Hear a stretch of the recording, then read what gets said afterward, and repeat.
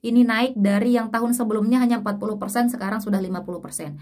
Adalah bentuk toleransi yang tertuang dalam.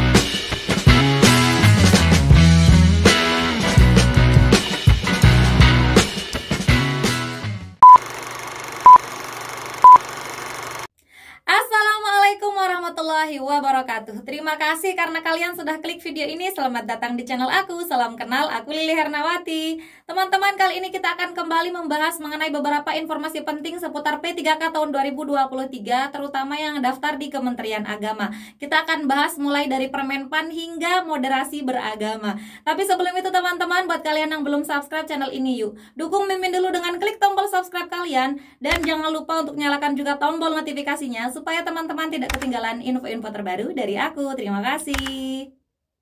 Oke teman-teman, di sini sebelum kita mulai membahas mengenai tes moderasi beragama, teman-teman ya, moderasi beragama, di sini saya mau bahas dulu sedikit tentang pelaksanaan seleksi untuk calon PPPK di Kementerian Agama RI ya. Kemenak RI tahun anggaran 2023, teman-teman ya. Mungkin banyak teman-teman yang sudah lihat ini, tapi kita perjelas lagi teman-teman. Nah, di sini yang penting untuk kita bahas adalah tentang kriteria pelamar. Ada pelamar umum dan ada pelamar khusus. Pelamar umum itu adalah pelamar yang tidak termasuk dalam kriteria pelamar khusus. Apa itu kriteria pelamar khusus?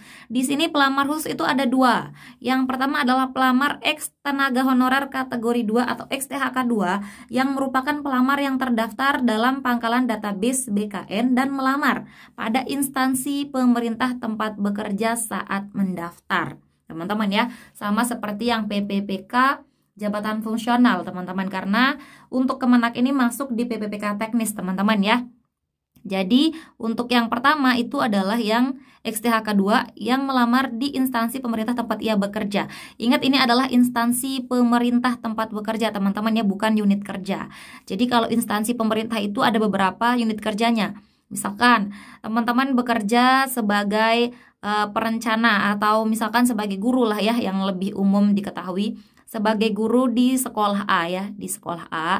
Kemudian teman-teman mau melamar guru di sekolah B, tapi di satu instansi yang sama yaitu Kementerian Agama ini teman-teman, maka masih boleh, masih bisa teman-teman masuk di pelamar khusus teman-teman gitu ya. Ingat bahwa unit kerja itu beda dengan instansi pemerintah. Kemudian yang kedua, pelamar tenaga non-ASN merupakan pegawai yang melamar pada instansi pemerintah tempat bekerja saat mendaftar. Instansi pemerintah tempat bekerja saat mendaftar dan memiliki pengalaman kerja paling sedikit 2 tahun secara terus-menerus pada instansi yang dilamar. Jadi teman-teman, kalau misalkan teman-teman seperti tadi ya, bekerja di unit kerja A, instansi yang pertama. Kemudian mau daftar di unit kerja B, instansi yang pertama juga masih bisa. Yang penting di sini pengalaman kerjanya itu 2 tahun berturut-turut teman-teman ya. Oke teman-teman, kemudian kita lihat lagi di sini untuk persyaratannya sama seperti yang biasanya teman-teman ya, warga negara Indonesia, kemudian paling rendah 20 tahun dan paling tinggi 1 tahun sebelum batas pensiun. Misalkan teman-teman itu di Kemenak pensiun di usia 65 tahun, maka yang bisa daftar itu adalah yang usia 20 sampai 64 tahun, ini bisa daftar. Kemudian tidak pernah dipidana dengan pidana penjara karena melakukan tindak pidana penjara 2 tahun atau lebih. Jadi kalau masih pidananya kurang dari 2 tahun, ini masih boleh ya pidananya. Kemudian tidak pernah diberhentikan dari PNS, kemudian PPPK, TNI, kepolisian, atau sebagai pegawai swasta juga di BUMN atau BUMD itu nggak pernah teman-teman ya, tidak pernah diberhentikan ya. Kemudian tidak menjadi anggota atau pengurus parpol. Jadi teman-teman yang mau jadi parpol untuk pemilu 2024 ini nggak bisa ikut ya teman-teman ya. Teman-teman harus memilih antara parpol atau enggak teman-teman ikut ASN gitu. Kemudian yang keenam, memiliki kualifikasi pendidikan sesuai dengan persyaratan jabatan. Kalau yang diminta adalah S1 ekonomi, teman-teman jangan teman-teman yang selain ekonomi ini jangan daftar di S1 ekonomi ini, teman-teman ya. Jadi harus sesuai. Gitu ya. Kemudian sehat jasmani dan rohani sesuai dengan persyaratan jabatan yang dilamar. Kemudian bersedia ditempatkan di seluruh wilayah NKRI atau negara lain yang ditentukan. Kemudian untuk jabatan dosen wajib memiliki pengalaman sebagai tenaga pengajar di perguruan tinggi. 2 tahun untuk jenjang asisten ahli untuk strata 2 atau S2, kemudian 3 tahun untuk jenjang lektor untuk pendidikan strata 3, teman-teman ya. Jadi harus ada pengalaman sebagai pengajar, sebagai dosen ya di perguruan tinggi. Dan di sini tidak disebutkan apakah perguruan tingginya itu swasta kah atau apakah ya. Yang penting dia sebagai tenaga pengajar di perguruan tinggi itu, teman-teman ya. Untuk jabatan fungsional selain dosen wajib memiliki pengalaman di bidang kerja yang relevan dengan jabatannya paling singkat 2 tahun. Nah, jadi teman-teman untuk yang selain dosen dan mau daftar di Kemenak, misalkan teman-teman itu bekerja di sebuah instansi atau unit kerja, kerjaannya itu sesuai, deskripsi kerjaannya sesuai. Misalkan teman-teman mau daftar jadi arsiparis. Sebelumnya teman-teman tidak pernah jadi arsiparis, tapi pekerjaan teman-teman itu sesuai dengan pekerjaan arsiparis. Jadi pekerjaannya sesuai gitu ya. Pekerjaannya misalkan mengarsipkan dan lain sebagainya yang sesuai dengan pekerjaan arsiparis ini. Yang penting pengalamannya sesuai dengan jabatan yang mau dilamar, itu bisa mendaftar, teman-teman ya. Nanti di surat pengalaman kerja teman-teman deskripsikan. Yang penting deskripsi pekerjaannya itu sesuai dengan deskripsi pekerjaan yang ingin dilamar. Jadi nanti saat teman-teman membuat SK pengalaman kerja, itu teman-teman deskripsikan rincian pekerjaan yang teman-teman lakukan di pekerjaan sebelumnya. Misal yang pertama melakukan arsiparis, yang kedua melakukan dokumentasi, yang ketiga melakukan apa gitu ya. Jadi kalau sudah rincian pekerjaannya sesuai, maka kemungkinan akan diluluskan, teman-teman ya. Nah, kemudian syarat berikutnya mematuhi seluruh ketentuan peraturan perundang-undangan di lingkungan Kementerian Agama. Kemudian untuk persyaratan khusus pelamar pada jabatan pentashih mushaf Al-Quran wajib memiliki sertifikat tahfiz 30 juz, Masya Allah ya. Nah, kemudian tata cara pendaftaran ini buat akun, kemudian pilih formasi, hanya satu formasi yang bisa dipilih. Ini kita lanjut aja, teman-teman ya. Kemudian di sini dokumen persyaratan, teman-teman ya. Dokumen persyaratan ini teman-teman lagi pada ribut karena lagi pendaftaran, teman-teman ya. Yang pertama, surat lamaran ditujukan ke Kemenak Indonesia dengan dibubuhi materai ya, e-materai. Elektronik sekarang pakainya, teman-teman ya.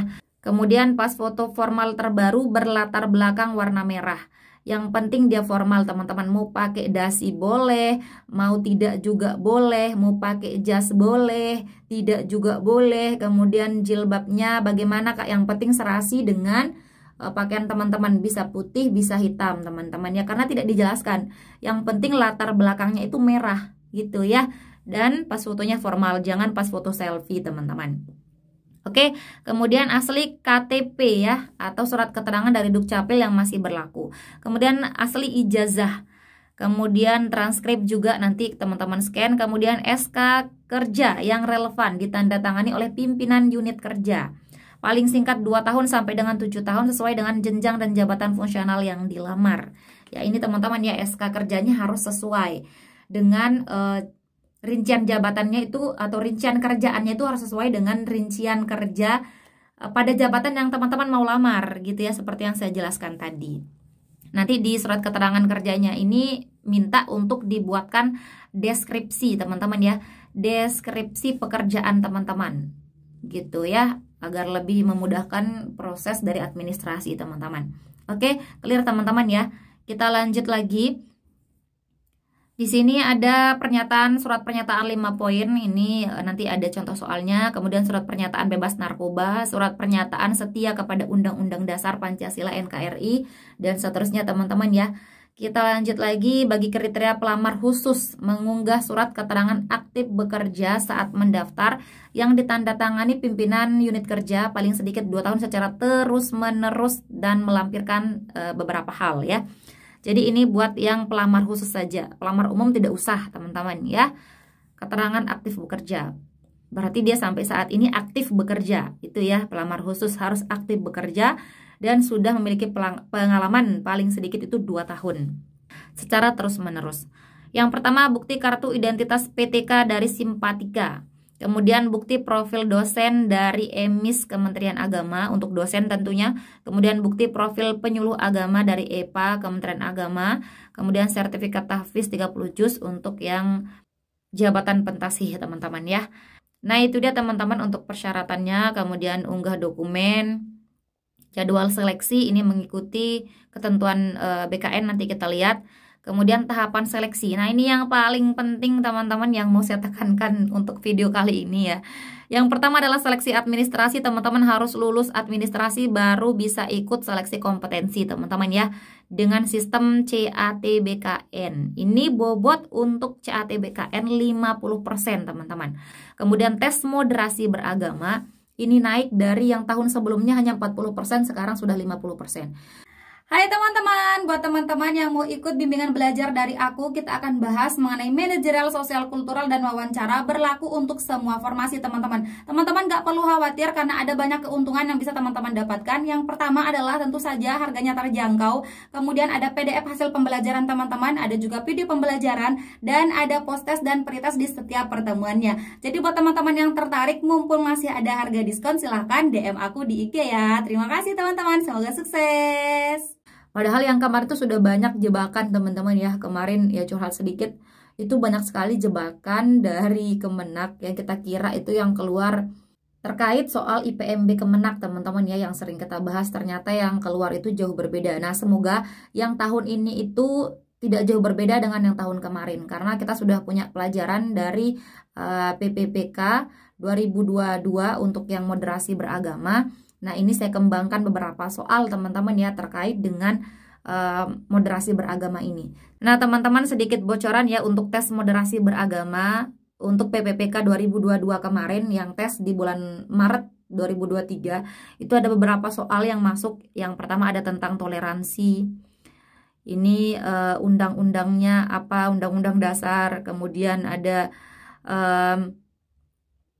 undang-undang juga, kemudian ada contoh sikap, kemudian ada terkait tentang Pancasila juga teman-teman ya, Pancasila, kemudian ada terkait tentang tradisi-tradisi di Indonesia gitu teman-teman, ada teman-teman ya. Jadi nanti saya kembangkan soal-soal dari bocoran yang kemarin teman-teman ya. Semoga di PPPK tahun 2023 ini juga tidak jauh berbeda teman-teman dengan PPPK 2022 untuk soal moderasi beragamanya teman-teman.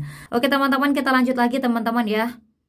Nah di sini untuk jadwal pendaftaran pengumuman seleksi itu, pengumuman seleksi sedang berlangsung teman-teman sekarang ya. Pendaftarannya juga sedang berlangsung sampai tanggal 9 Oktober. Jangan sampai teman-teman terlewat. Kemudian untuk seleksi administrasi direncanakan tanggal 24 September sampai 12 Oktober. Kalau menurutku ini ya bakalan mundur juga ya, tapi semoga nggak mundur. Nah kemudian untuk pengumuman seleksinya 13 sampai 16 Oktober. Nanti teman-teman bisa lihat teman-teman ya. Kita lihat lagi pelaksanaan seleksi. Nah ini bisa teman-teman baca teman-teman ya, ini sudah bisa teman-teman download di internet, sudah banyak teman-teman. Nah contoh surat lamaran CPPPK ini tinggal teman-teman isi. Ada contoh surat pernyataan 5 poin, teman-teman tinggal isi juga teman-teman ya. Bebas narkoba. Oke teman-teman, kita akan next ke contoh soal moderasi beragama. Di sini saya berikan beberapa contoh soal teman-teman ya. Oke, kita langsung ke contoh soalnya. Oke teman-teman, kita mulai untuk prediksi soal ya teman-teman ya. Prediksi soal untuk moderasi beragama calon P3K Kementerian Agama RI tahun anggaran 2023 teman-teman ya.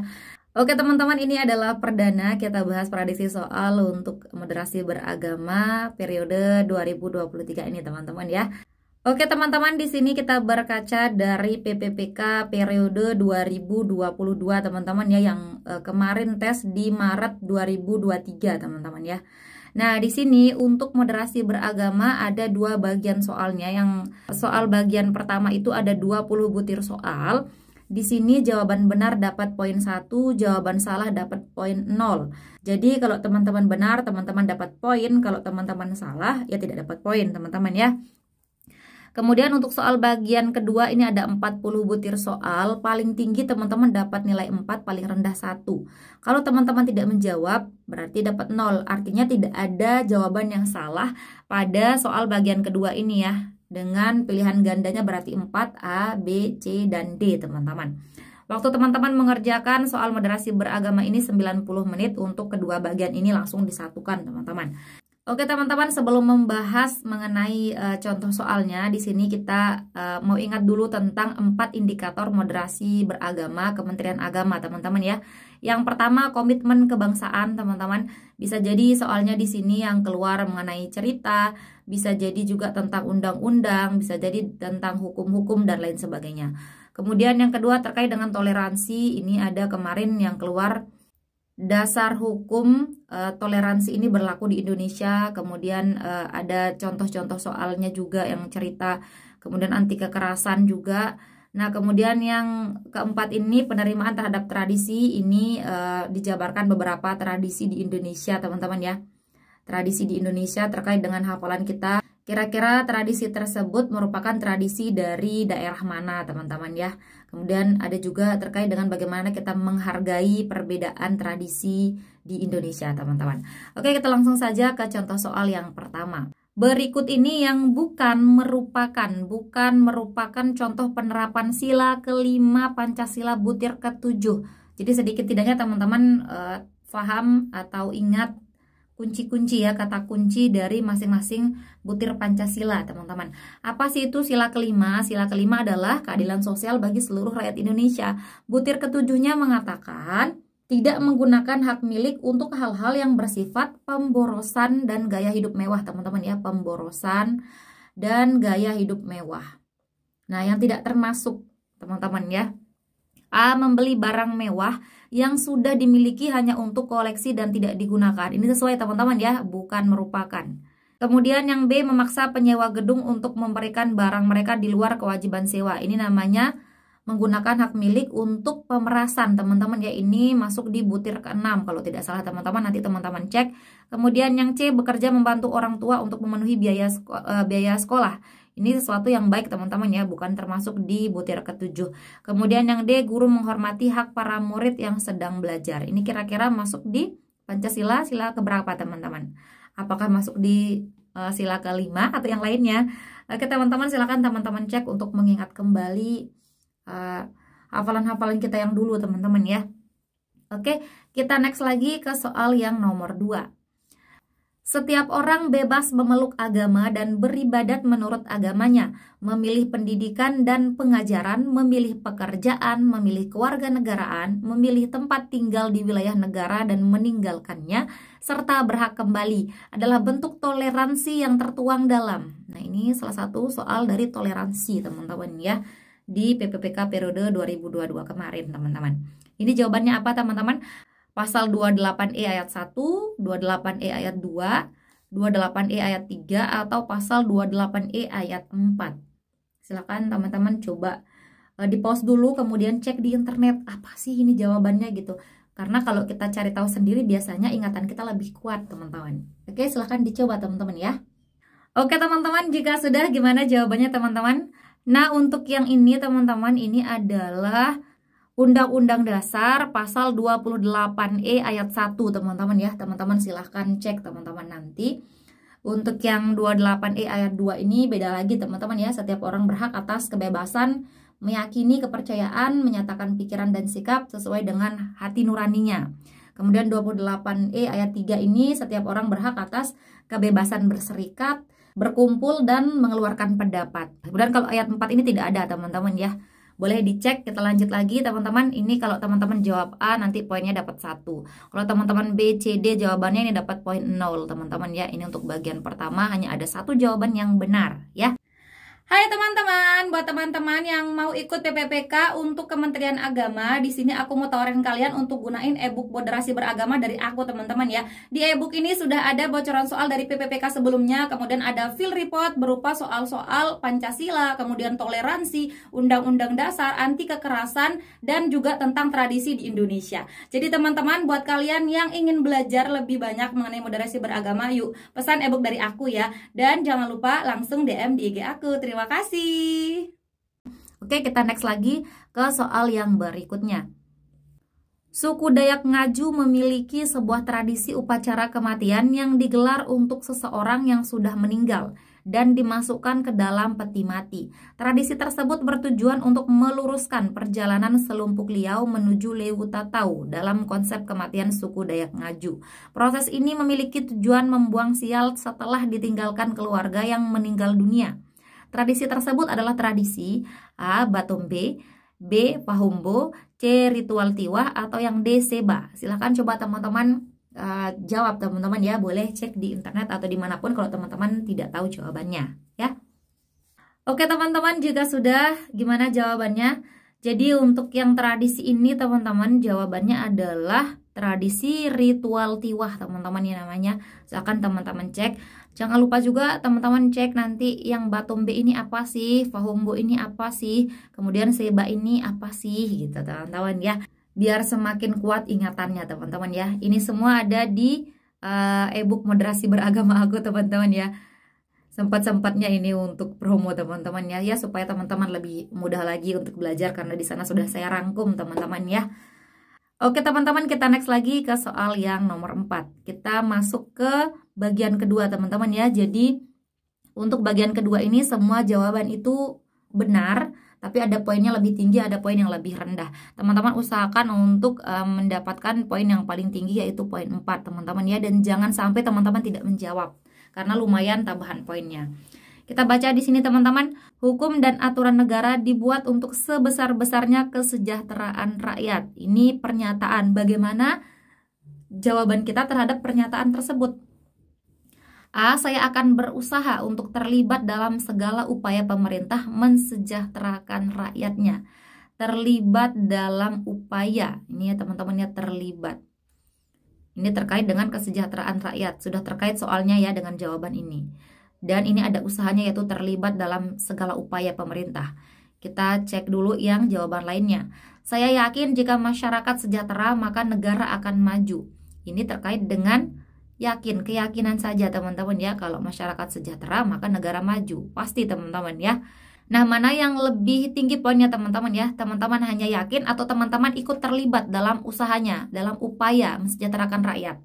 Mana yang lebih tinggi? Tentu yang A teman-teman ya. Yang B kita bisa eliminasi karena yakin saja tidak cukup teman-teman ya untuk membantu Indonesia ini menjadi sejahtera. Kemudian yang C, saya akan berusaha mengajak semua rekan saya untuk terlibat dalam upaya untuk mewujudkan masyarakat Indonesia yang sejahtera. Sini kita cari kata kuncinya teman-teman ya. Mengajak semua rekan saya untuk terlibat. Bedanya dengan yang A apa? Kalau yang A hanya Anda, hanya saya yang terlibat. Kalau yang C, saya dan semua rekan saya. Jadi lebih banyak yang C yang terlibat. So yang A bisa kita eliminasi karena poinnya tentu lebih rendah daripada yang C. Kemudian yang D, saya setuju dengan pernyataan tersebut karena itulah tujuan negara didirikan. Hanya setuju saja apa cukup teman-teman? Tidak teman-teman ya, kita eliminasi. So yang memiliki jawaban paling tinggi di sini yang C ya. Poinnya 4, yang A poinnya 3. Clear teman-teman ya. Oke teman-teman, kita next lagi ke soal yang nomor 5. Jika kepala desa atau bupati atau pejabat lainnya yang menjabat di daerah Anda beragama lain. Jadi pejabat beragama lain. Gimana tindakan teman-teman? Ingat teman-teman, teman-teman harus menjawab sebagai seorang yang moderat. Jangan sampai teman-teman terlalu jujur, misalkan teman-teman bukan orang yang moderat, nggak mau, kenapa pejabatnya jadi agamanya lain. Jangan ya, jangan menjawab seperti itu. Usahakan posisikan diri teman-teman itu sebagai orang yang moderat teman-teman. Kita lihat jawabannya. A. Anda menerima sebagai bagian dari proses demokrasi dan wujud kepatuhan sebagai warga negara terhadap sistem kenegaraan. B. Anda yakin semua proses yang terjadi adalah jalan menuju puncak kehidupan masyarakat beragama yang berakhlak, adil, dan makmur. C. Hal tersebut adalah kenyataan yang pahit tetapi Anda membiarkannya sebagai proses pendewasaan masyarakat yang majemuk. Atau yang D. Hal tersebut merupakan kesempatan untuk mengelola lingkungan sosial politik di masyarakat beragama Indonesia. Gimana teman-teman jawaban kalian? A, B, C, atau D teman-teman? Ingat teman-teman ya, teman-teman cari kata kuncinya teman-teman di setiap jawaban. Misalkan yang A ini A, Anda menerima, kemudian yang B Anda yakin hal tersebut adalah kenyataan yang pahit. Ini jangan dipilih ya, kenyataan yang pahit, udah kelihatan ini kelemahan dari jawaban yang C, langsung eliminasi. Kemudian yang D, hal tersebut merupakan kesempatan. Mana yang lebih tinggi, menerima, yakin, kemudian memberikan kesempatan untuk mengelola lingkungan. Nah, untuk yang nomor 5 ini teman-teman bantu saya jawab ya. Saya kasih pilihan antara A, B, atau D yang memiliki poin yang paling tinggi teman-teman. Oke, bantu saya komen di kolom komentar supaya video ini sampai ke teman-teman kita yang lain yang mau ikut tes moderasi beragama. Kita lanjut ke soal yang berikutnya. Saat saya menyelenggarakan pesta bersamaan dengan perayaan ibadah umat agama lain. A. Saya selalu menyesuaikan waktu pesta dengan waktu peribadatan agama lain. B. Saya menghimbau semua orang agar menyesuaikan waktu pestanya. C. Saya akan melihat kondisi terlebih dahulu. Atau yang D. Saya merasa antara pesta dan ibadah memiliki tempatnya masing-masing. Gimana menurut teman-teman? Di sini kita jawab bareng-bareng teman-teman ya. Karena yang tadi sudah ada PR-nya di nomor 5. Saya selalu menyesuaikan waktu pesta. Berarti Anda bertindak ya, biar tidak bentrok antara pesta dengan perayaan ibadah. Kita keep teman-teman. Kemudian yang B, saya menghimbau semua orang agar menyesuaikan waktu pestanya. Di sini ini sebenarnya lebih bagus teman-teman ya, tapi kita lihat konteks soalnya. Soalnya bilang saat saya menyelenggarakan pesta. Jadi jawaban teman-teman harus fokus kepada soalnya saya, berarti jawabannya harus terkait dengan saya. Ya, jangan hanya menghimbau semua orang. Padahal yang di soal yang melaksanakan pesta adalah Anda, saya ini ya. Jadi jawabannya lebih tepat yang A daripada yang B. Karena meskipun di sini yang dihimbau lebih banyak, tapi yang di soal terkait dengan si saya ini ya, saya menyelenggarakan pesta. Bukan semua orang, jika orang-orang, bukan ya. Tapi jika Anda atau saya menyelenggarakan pesta gitu ya. Jadi antara jawaban dan soal harus sesuai. Kemudian yang C, saya akan melihat kondisi terlebih dahulu. Ini melihat kondisi seperti apa? Ini masih ambigu jawabannya ya, kita eliminasi. Kemudian yang D, saya merasa antara pesta dan ibadah memiliki tempat masing-masing. Ini mungkin benar, tapi kalau perasaan saja apa cukup teman-teman ya. Jangan baper-baper jawab soal. Jadi kalau ada yang bilang perasaan, saya merasa, menurut saya itu jangan dipilih, usahakan teman-teman ya. Karena itu hanya perasaan saja gitu ya. So jawabannya yang A yang memiliki poin 4 gitu teman-teman. Oke teman-teman.